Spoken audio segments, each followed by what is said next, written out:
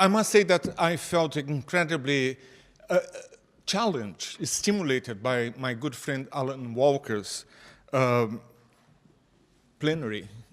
And I must confess that I went back to my room and I have changed slightly my presentation to address some of the challenges that it has posed to us. Well, in order to face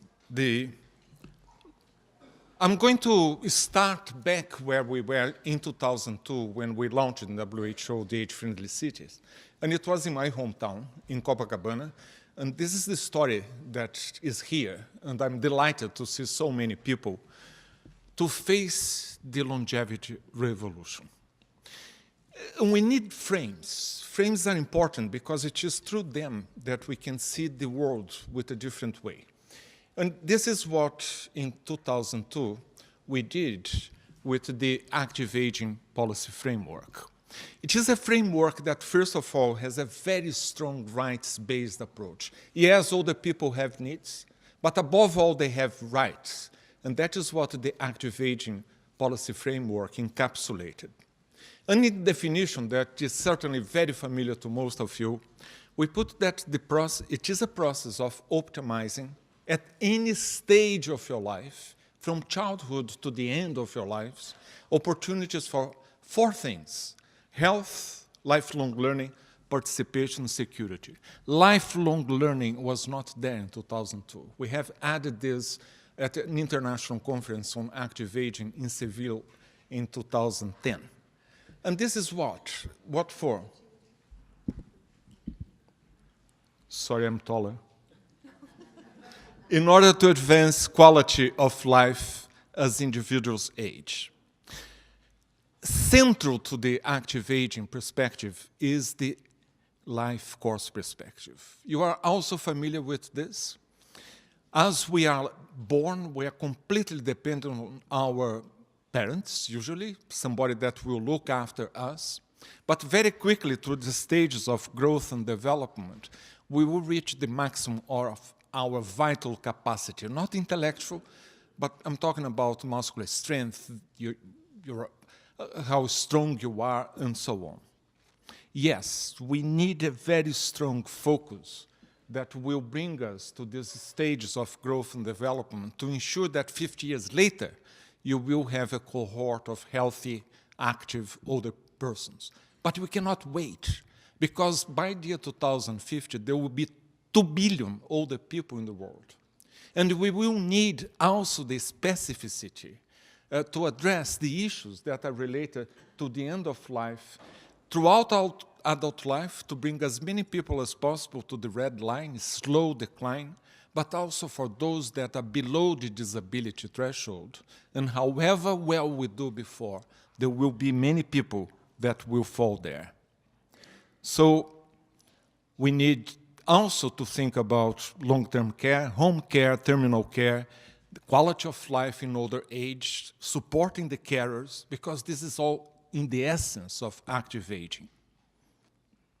Also, we have to be very clear that at any stage in our lives, we can do this.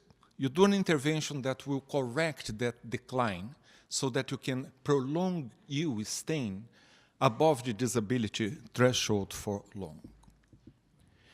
We have defined in the active aging that it is multisectoral by nature. The determinants of active aging, as we defined back in 2002, they encompass the determinants that are related to health services, social services, our behavior, our personal determinants, also the physical and the social environment, as well as the economic determinants. They all contribute individually to active aging, but they are interrelated. But very important is that this is in the background, and Alan has referred to this morning, to gender and culture. So it involves all sectors, but it is absolutely essential to pay attention to the gender aspects. And when I am saying gender, both for men and women, and the culture, including the ethnicity. And I don't need to expand this speaking in one of the most cultural societies in the world, here in Canada. My challenge as director of WHO was to operationalize this active aging framework. If it is a good framework but stays in the shelf, accumulating dust, doesn't really do any purpose. The idea, therefore, was to embrace this age-friendly approach. I must say that before we did the age-friendly cities, we developed the age-friendly primary health care with toolkits, and all this is in the website of WHO, so that we could first address health, but then expand. As we have learned in health promotion, health is created in the context of daily living, where we live, where we work, where we are getting entertainment, and so on. So this is the age-friendly approach that enables environments, physical and social, which are required everywhere in the world. But with this very important definition, the age-friendly approach, that if it is friendly to all the people, it's going to be friendly to all ages. But what kind of age-friendly society? Is it going to look like in South Australia? And pay attention that here in the figure, we have older people, but we also have younger people participating in this age-friendly society. It has to be a bottom-up approach, older people as protagonists, increasingly through not only older people, but also listening to intergenerational dialogues. We have to compromise, we have to find a common ground, including older people and young people in this dialogue, but with a focus on protagonism and empowerment. Empowering older people as well as other people. But so often the most powerless people in societies are those that are the subject of our interest here today. It is bottom-up, but it also has to be top-down. What is the response from the public sector? What are they going to say? Are they going to produce guidelines? Are they going to support these initiatives? Always embracing this multi-sectoral aspect that is quite clearly there. And we devised these 8 dimensions of age-friendly cities at a workshop here in Vancouver, and take the opportunity to thank Canada again for all the support that you have given, facilitating the process, and also seconding Louise Plouffe at the time with the Public Health Agency. And if I am the father of age-friendly cities, Louise, you know you are the mama. So what is age-friendly cities? It is an urban environment, accessible and inclusive, that promotes active aging. That was in our mental screen from the beginning. It was not an afterthought. And all the 4 pillars of active aging. However, age-friendly policies are particularly needed at the macro level. Many of the policies that are needed in order to improve life as we age will not depend on the municipal borders or what the mayor is going to do. Therefore, we have, like many others in other continents, including in particular here in Quebec and in Canada, gone to a macro level, defining what are the policies that are needed at regional level that will have an influence on what we are doing at municipal level. We have examples from São Paulo and Andalusia, as well as in South Australia, that I'm personally involved. For instance, in São Paulo, the governor has enacted a decree last year creating the program Age-Friendly São Paulo with a very clear vision, what we want by the year 2016, based on the 4 pillars of active aging: health, participation, protection, lifelong learning. We have chosen, and I act as a consultant to the governor on this, emblematic projects so that every single of the ministries, from health, culture, education, tourism, and so on, we have something that is very specific that will be responding to the need for an age-friendly state of São Paulo. We have examples, I'm not going through them, but we have put the pillar what is the secretary that is responsible, what is the initiative, to show the resolve, the political drive that is expressed by the governor creating. But we also have at the macro level age-friendly seal for the municipalities.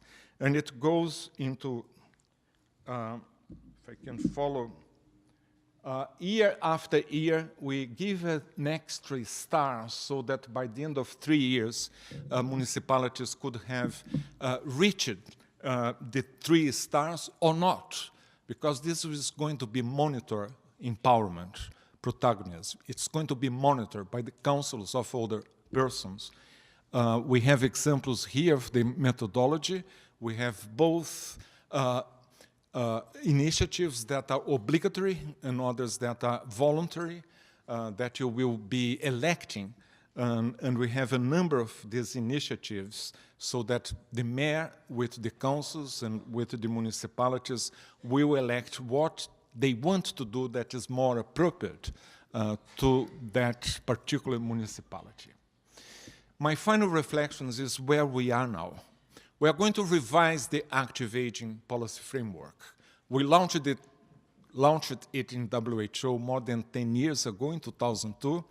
Luis and my team at the International Longevity Center, in collaboration with people all over the world, will bring new aspects, new values, new principles. So if you want to collaborate with us, our aim is to launch this at the International Federation of Aging Conference in India in 2013.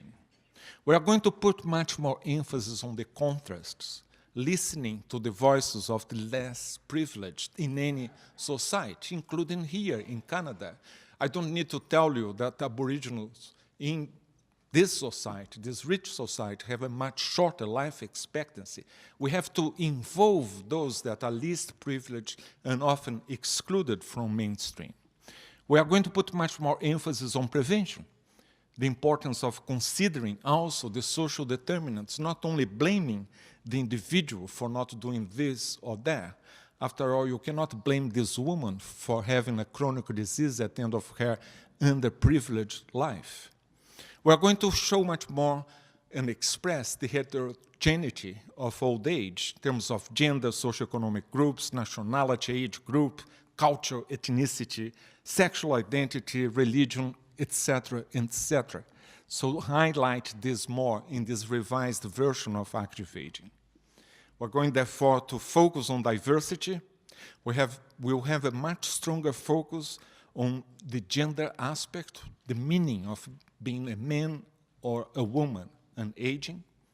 We're going beyond these classical risk factors for chronic diseases. We are going to incorporate aspects that are not highlighted well enough, certainly not in the active aging current document, aspects like self-efficacy, optimism, self-esteem, even sense of humor, how this play as we grow older. And of course, a very strong rights-based approach, implying the right to health. And here's the specificity. The right to health if you are old, the right to learn, to work, to be protected, to be insured, to participate, to have access to services, but also, my friends, the right to stop, the right to rest, the right to die with dignity.